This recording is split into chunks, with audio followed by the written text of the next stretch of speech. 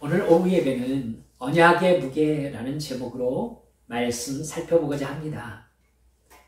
여러분, 지난 주일에 여리고성은 군사적 작전에 의해서가 아니라 오직 하나님의 임재로 말미암아 멸망당했다는 것을 살펴보았습니다. 여리고는 우리가 살펴보았듯이 정복전쟁이라고 말씀하기 어렵습니다. 하나님께서 여리고의 심판주로 임하시자 여리고 성벽은 무너졌고 여리고성 사람들은 완전히 진멸당했습니다. 이 과정에서 이스라엘 백성들은 사실 군사작전을 펼친 것이 아니라 오직 예배자의 행렬로 여리고에 입성했다는 사실을 이렇게 살펴보았습니다. 여리고성 정복은 이스라엘의 하나님 여호와께서 자기 백성 이스라엘의 적을 물리치시고 자기 백성 이스라엘에게 경배를 받으신 사건이다, 이렇게 말씀드릴 수 있습니다. 그러니까 우리가 여리고성 정복 방법을 본따 가지고 우리의 인생의 문제도 여리고성 정복하듯이 이런저런 방법을 사용해서 극복해야 한다는 식으로 적용하면은 오해하기 쉽다는 것 여러분 잊지 마시라고 말씀드렸네요. 여리고성에서 이스라엘 백성들이 한 것은 오직 하나님의 임재를 찬양하는 하나님의 백성으로 있었던 것뿐이기 때문입니다. 우리가 여리고성을 통해 기억해야 되는 것은 어떤 상황에서도 하나님의 선하심과 인자하심을 찬양하는 자녀로 존재하는 것, 이게 바로 믿음이다라는 사실입니다. 어떤 상황에서도 아버지 하나님의 선하심과 인자하심을 믿으면서 그 하나님께 우리의 찬양과 경배를 올려드리는 것, 이게 믿음이고 그게 신앙이고 그게 예수님을 사랑하는 삶입니다. 우리 눈에는 전혀 그렇지 않게 보일 수 있어요. 하지만 여러분 따라서 합시다. 하나님은 우리의 모든 삶에서 선하신 하나님이십니다. 그렇습니다. 우리가 처한 상황과 관계없이 우리 안의 믿음은 무엇으로 자리 잡혀 있어야 되느냐면 하나님은 나에게 선하신 아버지이시다. 선하신 아버지이시다. 상황이 선하게 여겨지지 않을 때가 있거든요, 우리들에게. 하지만 여러분, 하나님은 분명히 나에게 선하신 아버지가 되어주시겠다고 약속하셨어요. 약속하셨어요. 그러니까 우리가 그걸 믿는 겁니다. 믿는 거. 여러분, 그러니까 하나님께서는요, 우리에게 그 믿음이 진짜로 있는지를 확인하시기까지 우리 인생을 밀어붙이시는 경우가 자주 있다는 것 여러분 아셔야 돼요. 겪으셨잖아요. 하나님께서는요, 네가 정말로 내가 선하신 아버지, 네 인생의 어떤 상황에서도 선하신 하나님이신 줄을 네가 믿는 걸 내가 확인해 봐야 되겠다. 그 상황에서 내가 하나님 아버지 앞에 아버지께서는 선하신 하나님이신 걸 저는 믿습니다. 이건 나 자신에 대한 선포고 하늘의 영들에 향한 선포입니다. 즉 사탄의 입을 막는 믿음의 선포인 것이죠. 여러분, 그 순간을 하나님께서 요구하실 때 여기에 절대 실수하지 맙시다.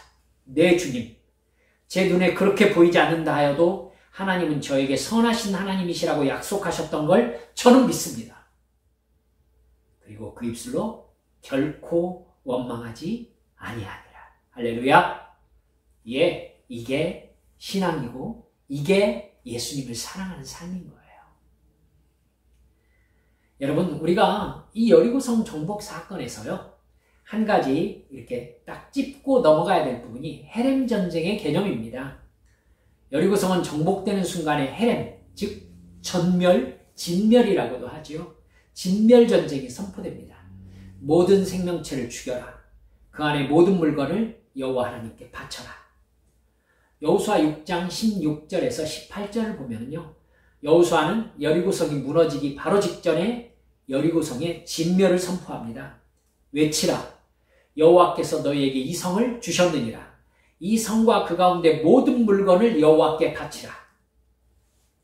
그리고 여호수아는 오늘 우리가 다루어야 할 아간의 불순종을 암시하는 듯한 명령을 18절에서 내리고 있습니다. 너희는 온전히 바치고 그 바친 것 중에서 어떤 것이든지 취하여 너희가 이스라엘 진영으로 바치는 것이 되게 하여 고통을 당하게 되지 아니하도록 오직 너희는 그 바친 물건에 손대지 말라. 세 번역으로 보면 이렇게 나옵니다. 너희는 전멸시켜서 바치는 희생 제물에 손을 댔다가 스스로 파멸당하는 일이 없도록 주의하여라.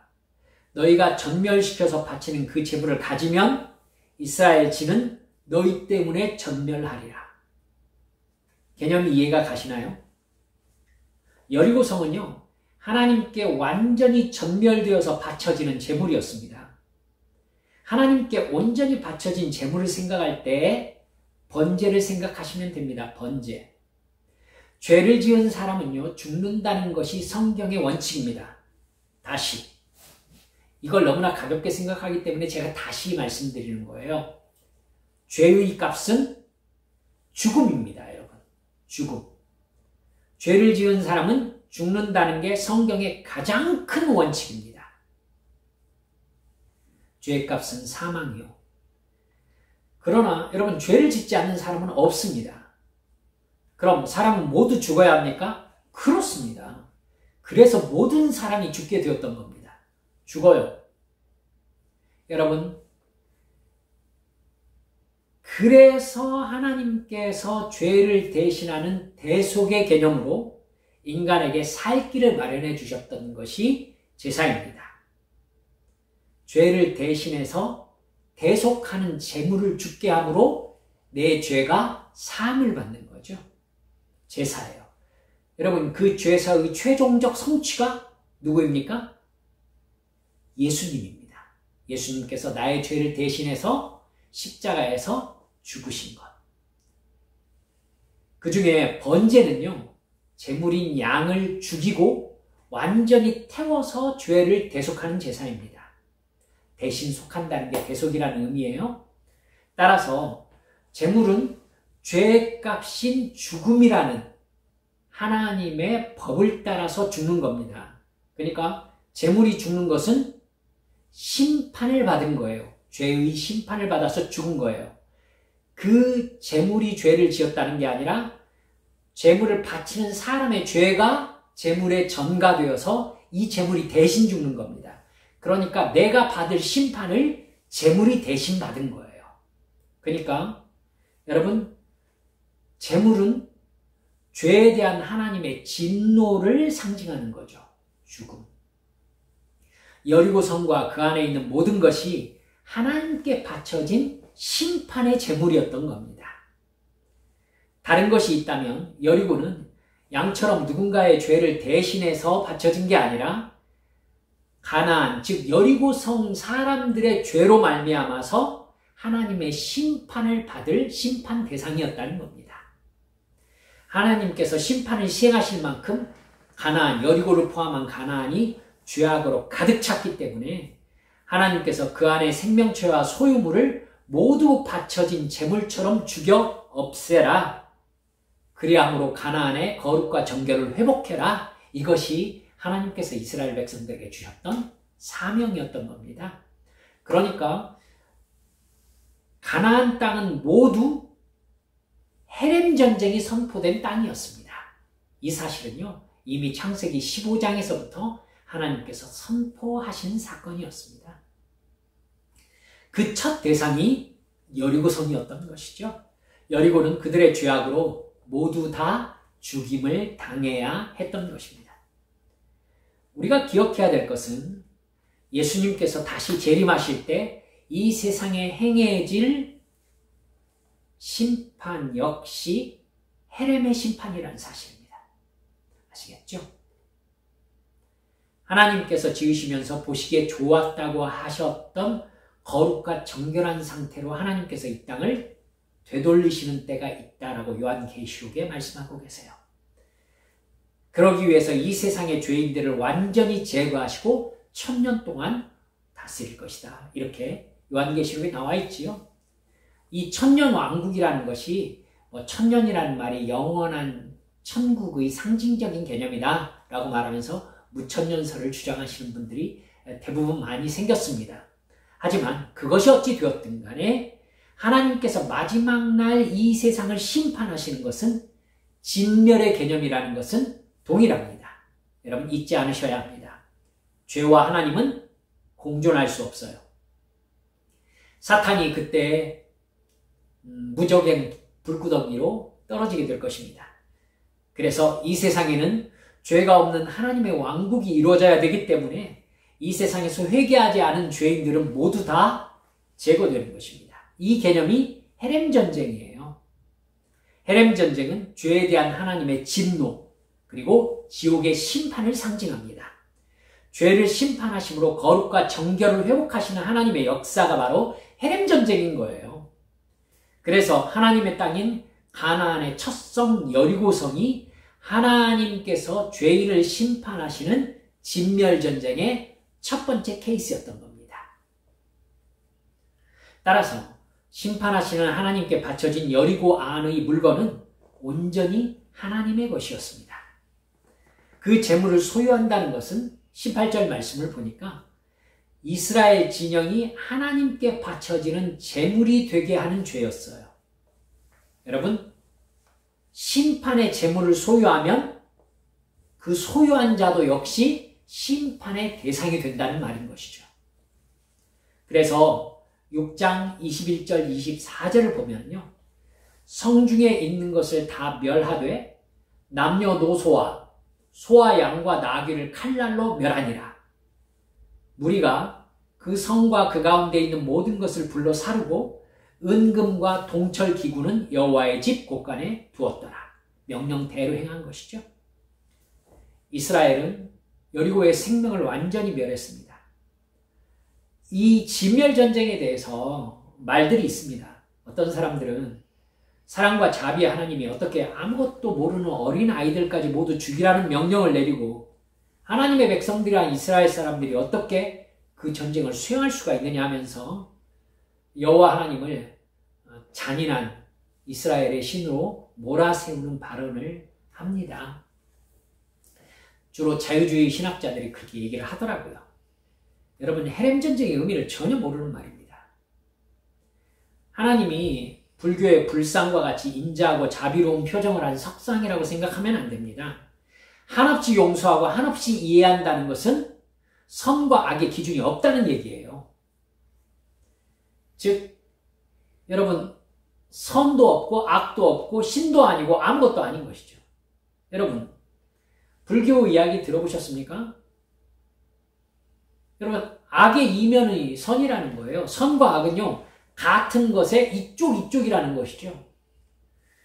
정말 편하죠.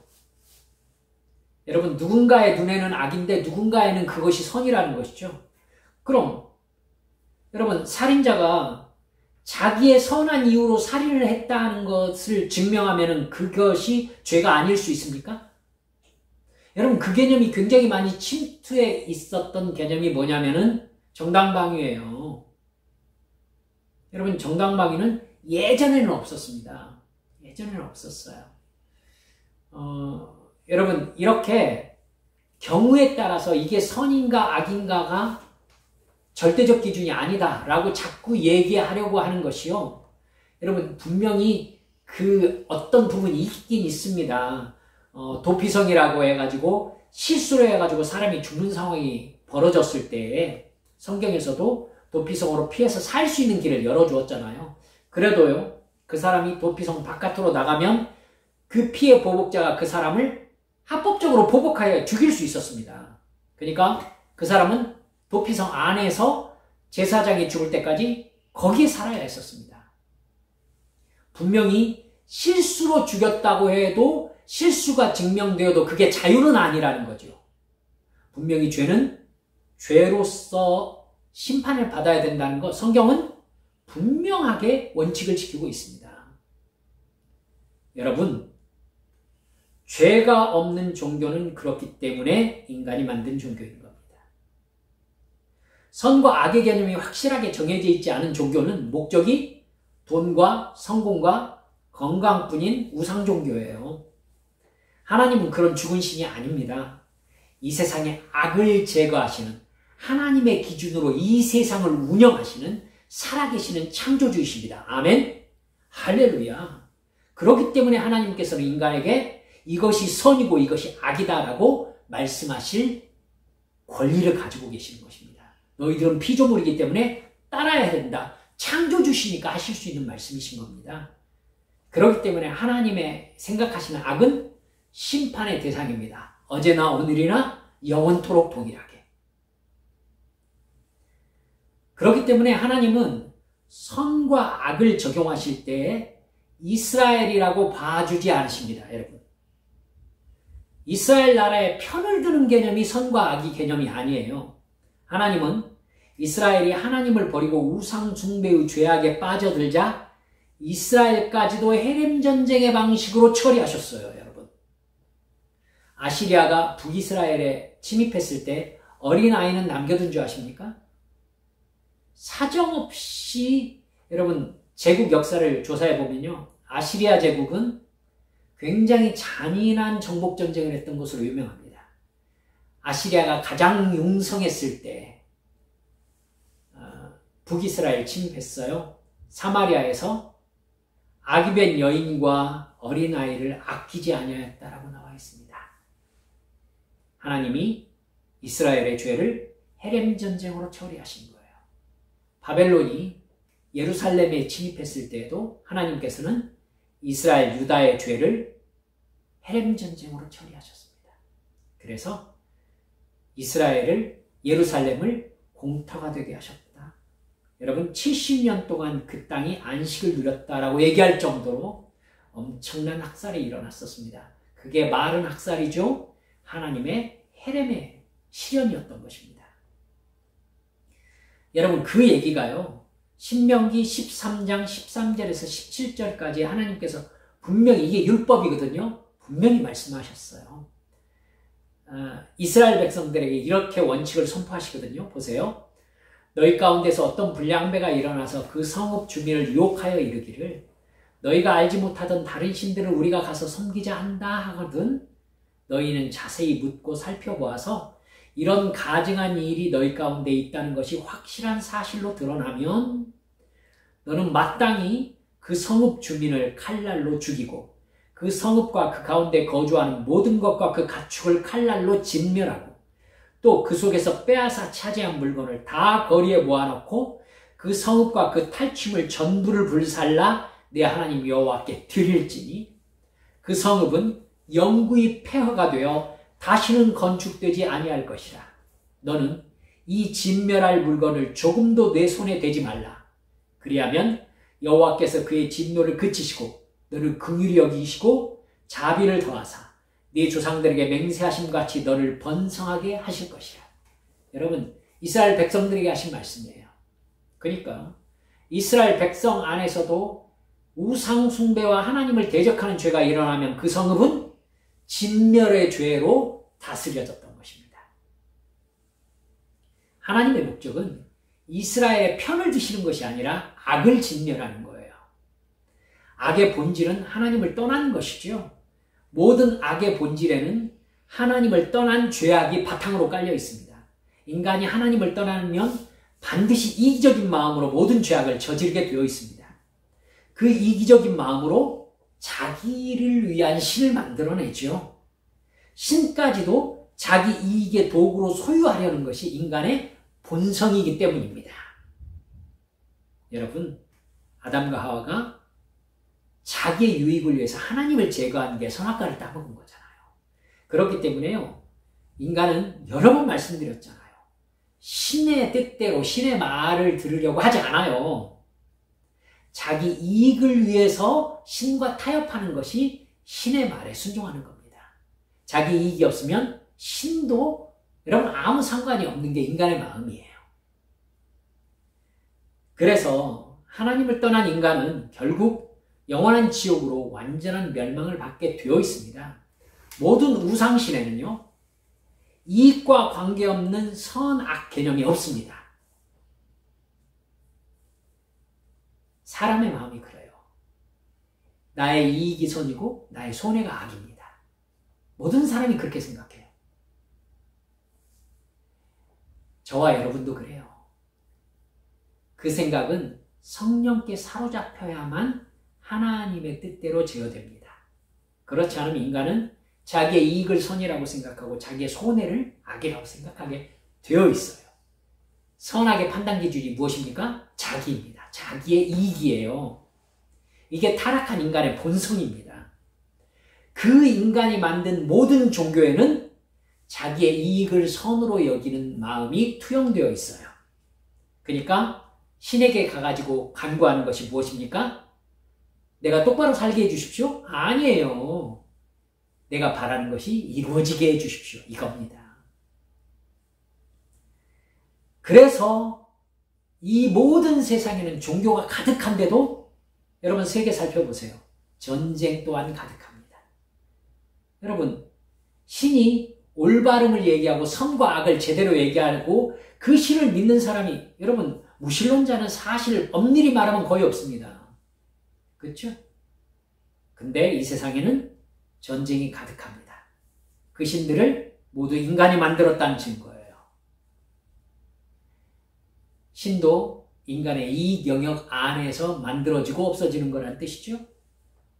여리고는 여러분 그런 죄와 그런 죄인을 하나님께서 심판하시는 가나안 땅의 첫 번째 성이었던 겁니다. 이것 때문에 아이성 정복 과정에서 문제가 발생했어요. 여리고성 다음에 이스라엘이 쳐서 정복해야 되는 성이 아이성이었거든요. 정탐꾼들의 보고에 의하면 2~3천 명이면 충분히 정복할 수 있겠습니다 라고 보고되었던 작은 성이었습니다. 그런데 그 전쟁에서 패한 거예요. 여리고를 이겼는데.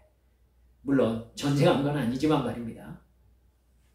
이스라엘은 지금 하나님이 명하신 정복전쟁을 하고 있기 때문에 전쟁에서 패한다는 것은 엄청난 충격입니다. 이스라엘 백성들에게 신앙적인 혼돈을 가져다 줄 수 있는 아주 중대한 사건이거든요. 하나님이 버리지 않으면 전쟁에서 패할 수가 없어요. 또한 이스라엘이 전쟁에서 패했다는 것은 여호와 하나님을 두려워하는 가나안 사람들에게 굉장히 큰 용기를 줄 수 있는 상황이 벌어졌다는 뜻입니다. 전세가 완전히 역전될 수 있는 가능성이 생겨버린 것이죠. 여러분 여호수아는 만사를 제쳐놓고 하나님께 엎드립니다. 그러자 하나님은 하나님께 바쳐진 제물인 여리고 성의 물건을 훔친 사람이 있다고 가르쳐줍니다. 해결 방법은 첫째, 하나님께 바쳐진 것을 찾아내서 너희 가운데 제거하라.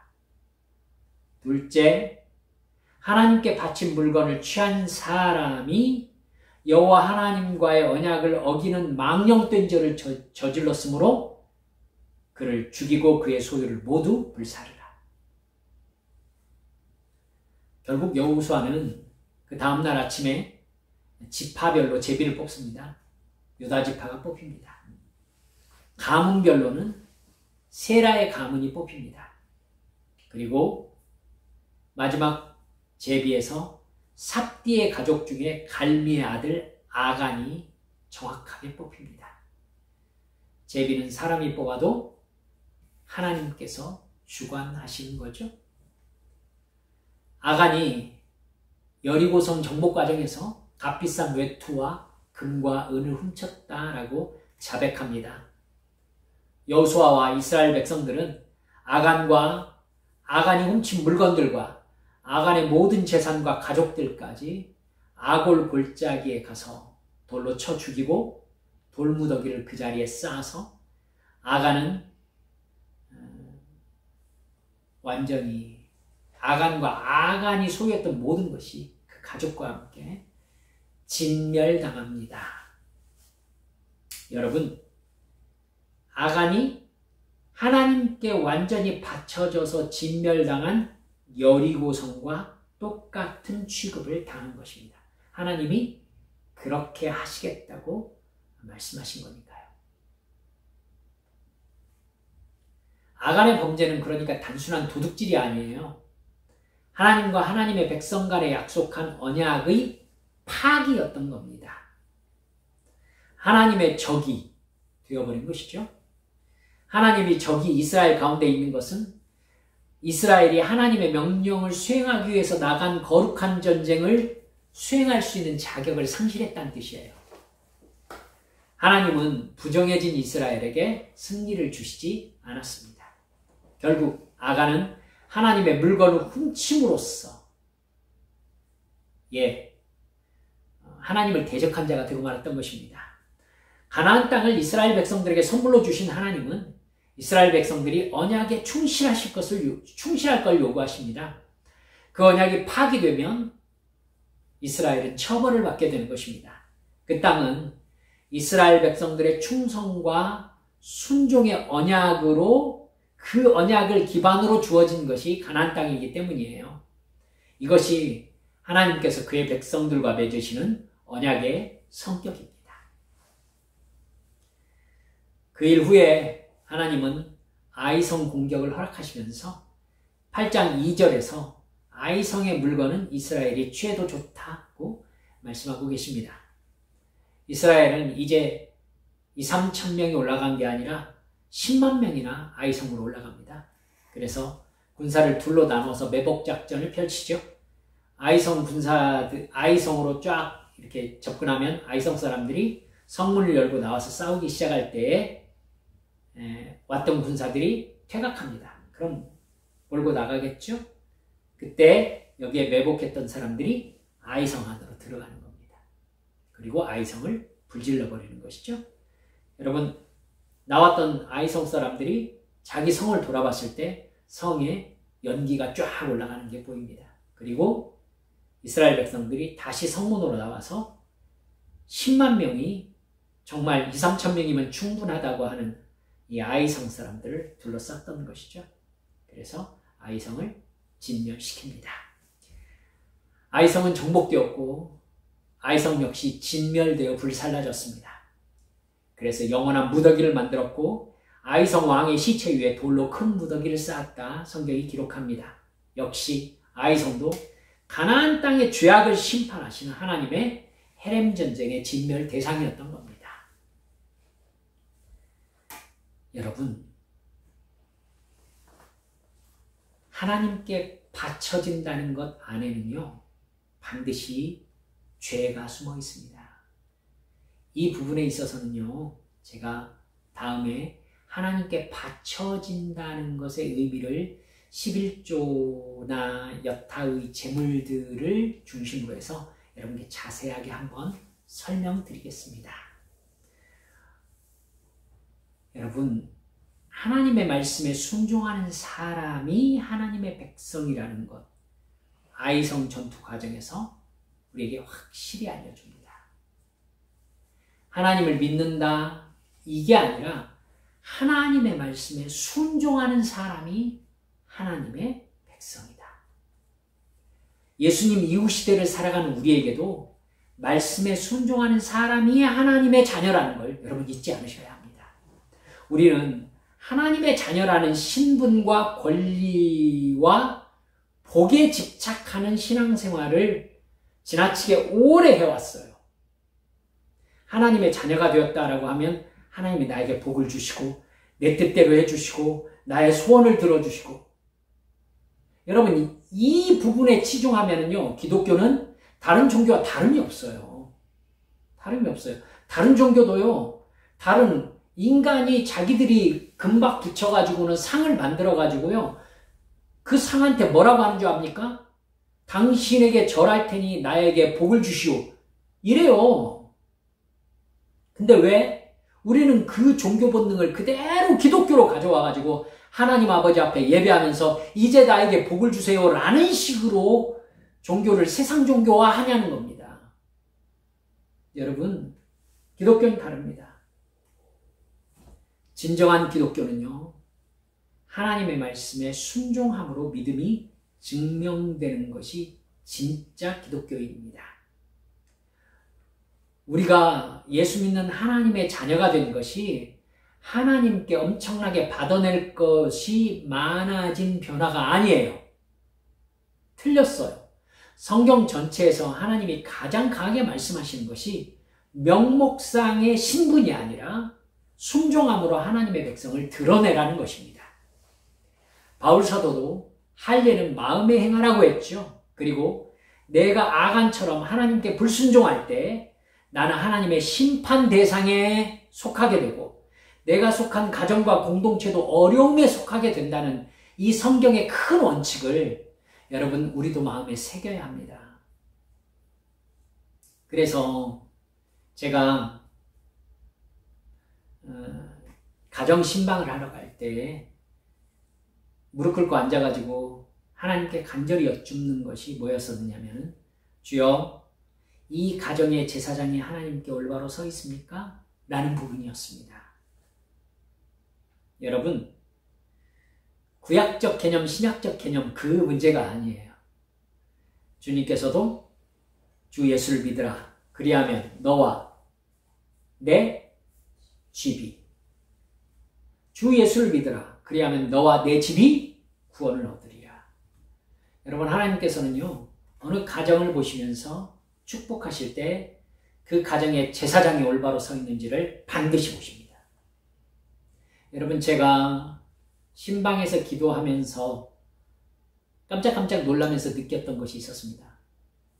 어느 가정의 제사장이 어린아이인 집이 있어요. 어느 가정의 제사장은 아내인 경우가 있어요. 여러분, 일반적으로 생각할 때 그 가정의 제사장은 아버지잖아요, 아버지. 그리고 성경에서도 그것에 대해서 여러 가지 가정에 대한 얘기를 사도 바울도 열심히 하고 있단 말입니다. 그런데요, 여러분, 아버지가 하나님의 말씀 안에 올바로 서 있지 못하면요, 그 가정의 제사장은요, 아내가 될 수밖에 없어요. 그럼 엄마 아빠가 올바로 서 있지 못하면요, 여러분 놀랍게도 자녀가 제사장인 경우가 있어요. 그럼 어떻게 되는 줄 압니까? 하나님께서 그 제사장을 통해서 복을 주시는데 여러분, 그렇기 때문에 하나님의 은혜가 가정 신방을 갖는데 그 어린아이에게, 중학생, 고등학생, 대학생인 그 아이에게 말씀이 막 들어가는 것이 제 눈에 보이는 거예요. 그러면 저는 말씀을 전하면서 어떻게 느끼겠습니까? 이 가정이 이상하다. 왜 말씀을 전하는데 말씀이 쟤한테 들어가지? 여러분, 이상하게 생각하지 마세요. 목사는 누구나라고 저는 말하고 싶습니다만은 누가 말씀을 받고 있는지 받고 있지 않은지 말씀하면서 압니다. 알 수밖에 없어요. 어떻게 그거 모르고 목사를 합니까? 여러분, 어린아이가 말씀을 받아요. 그러면 저는 마음속으로 그렇게 생각합니다. 이 가정의 제사장이 너로구나. 사랑하는 여러분들, 지금 이 설교를 듣고 있는 우리 사랑하는 한빛교회의 가정, 올바른 믿음의 제사장이 서 있습니까? 그 제사장이 하나님께 무릎 꿇어 기도하면서 이 가정의 영혼을 하나님과 하나 된 가정으로 이끌어져 나가고 있습니까? 중요한 질문입니다, 여러분. 우리 가정의 가장이신 아버지 여러분들, 여러분이 하나님의 은혜와 복의 통로로서의 제사장, 그래서 여러분이 예수 이름으로 손들고 가정에게 축복하시는 그 축복이 여러분 그대로 여러분의 자녀에게 임하는 제사장으로 지금 세워져 계십니까? 그거 올바로 해내셔야 합니다. 올바로 해내셔야 돼요. 그래야 여러분의 자녀가 복을 받습니다. 그래야 여러분의 직장이 잘 됩니다. 그래야 하나님의 보호하심이 여러분과 여러분의 자녀들, 여러분의 아내라고 하니까 이상하군요. 알겠죠? 사랑하는 여러분들, 이 믿음의 원칙을 잊지 마시기 바랍니다. 주 예수를 믿으라. 그리하면 너와 내 집이 구원을 얻으리라. 아버지들, 회개하면서 정말 예수 안에 올바로 서 있으셔야 됩니다. 그래야 됩니다. 기도로 깨어 계십시오. 성경 읽으십시오. 그리고 하나님께서 내게 주시는 말씀 올바로 순종하십시오. 상황이 안 된다고요? 그러니까 믿음이 필요한 것이죠. 그러니까 마땅히 해야 될 것은 상황을 따라가는 게 아니에요. 하나님의 거룩함을 드러내야 되는 하나님의 자녀로서 회개하고 하나님의 뜻에 순종하며 나아갈 때 여러분, 나와 나의 가정과 내가 속한 공동체가 하나님의 복을 받게 된다는 것을 잊지 마시기를 주 예수님의 이름으로 축원합니다.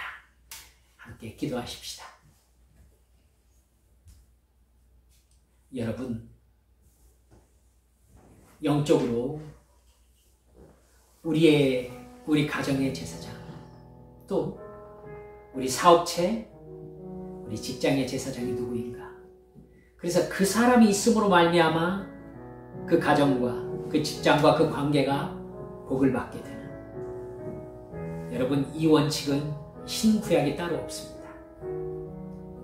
마땅히 해야 될 것을 하십시오. 예배, 하나님을 향한 매일의 기도, 하나님의 말씀을 묵상하고 성령의 감동하심과 충만하심을 구하고 나에게 말씀하신 대로 즉각 행동에 옮기는 순종.